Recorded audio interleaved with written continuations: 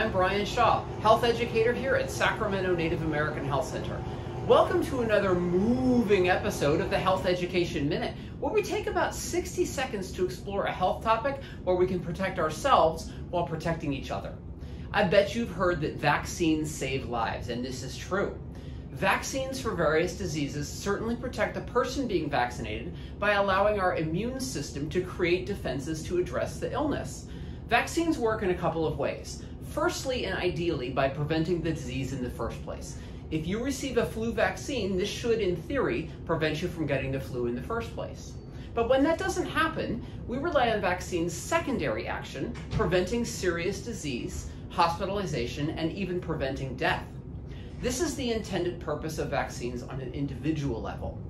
Thankfully, vaccines have another equally important role in protecting those around us too, but in a way we often don't think about: herd immunity. And here's a little background on herd immunity.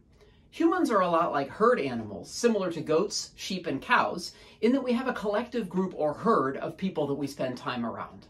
This could be with our immediate family, sometimes with extended family and friends, sometimes at church, at a concert or a play, in the lobby of a doctor's office, at a restaurant, or on a plane.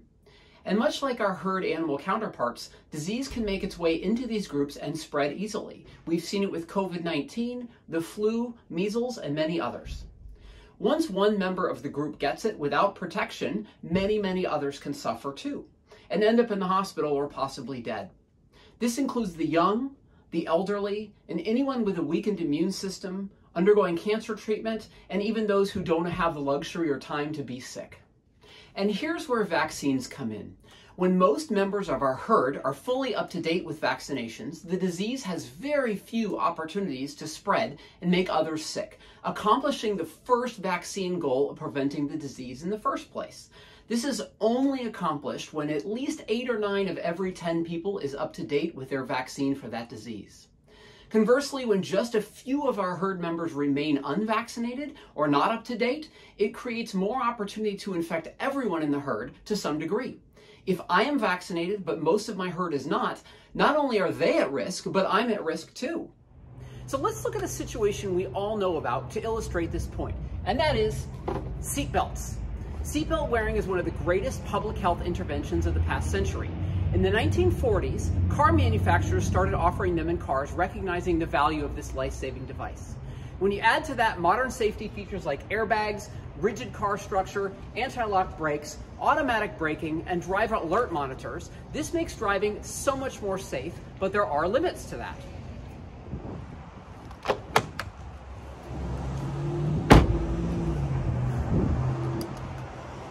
We all know that seatbelts protect the wearer when worn properly if in an accident. If I get vaccinated, it should protect me, right? And everyone wearing seatbelts in the car is like our herd immunity. But what if one person in the car doesn't want to wear one? This can have a devastating effect on the others in the car, and this threatens our herd immunity. Just one unrestrained occupant in the car can cause injury to the others, even if the others are wearing seatbelts. When I wear a seatbelt, I will hopefully be protected from severe injury or death and protect the others around me in the car. But depending on the physics of any accident, the unsecured passenger can be thrown around the car and even injure others in the car who are wearing seatbelts, or also be thrown from the car and injure someone else. When we travel in the car, regardless of whether we go across town or travel out of state, if one person isn't wearing a seatbelt, the others in the car are at risk for injury. When we all buckle up, this is the most protection we can get, and we're taking the right steps to protect each other. Are we all buckled up? Yes. Let's go.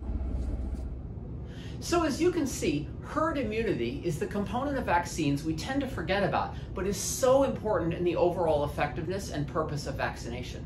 Unfortunately, diseases we once eradicated like smallpox and measles are making a comeback since our herd immunity has been threatened in some places, but this resurgence can affect us all. We've seen that what I can do can have a strong effect on other people around me. So make sure you talk with your doctor and your care team about what vaccines you are due for. Get vaccinated for you. But also don't forget to get vaccinated for your family, your children, your elders, your community, and for the protection of those around us who count on us to protect them. If you want more of the Health Education Minute, watch and subscribe to SNAC's YouTube channel. And until next time, I'll see you right here.